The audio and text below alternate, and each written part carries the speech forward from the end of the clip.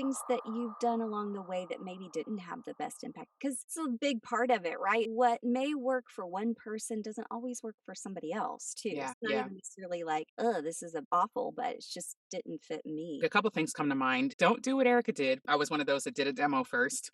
Somebody referred me to a studio, bless their heart. I still work with them to this day. They're great, but I just didn't know what I was doing. They just handed me some copy and I was just like, what's copy? And Yeah. they guided me through the reads, recorded it without any training. I had a little bit of a concept of how to voice things from my communication degree and also from music, just understanding how to communicate emotion. But, I go back to listen to that thing now and I was like, ooh, hope that didn't end up in some people's hands.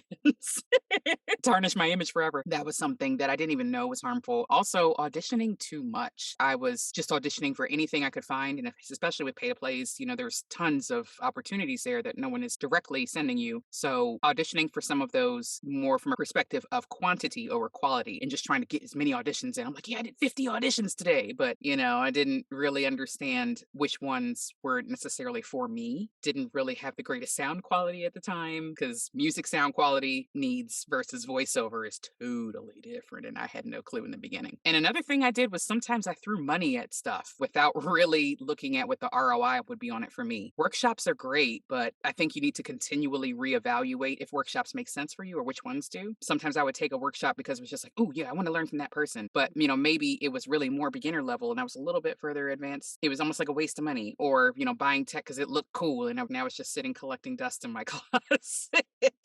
So really evaluating my spend from a business perspective of ROI and not just, do I have the money? I want that thing shiny. Yay, get it. Yeah, totally. That is something that Mike and I really strive to do at Atlanta Voiceover Studio because, Yeah.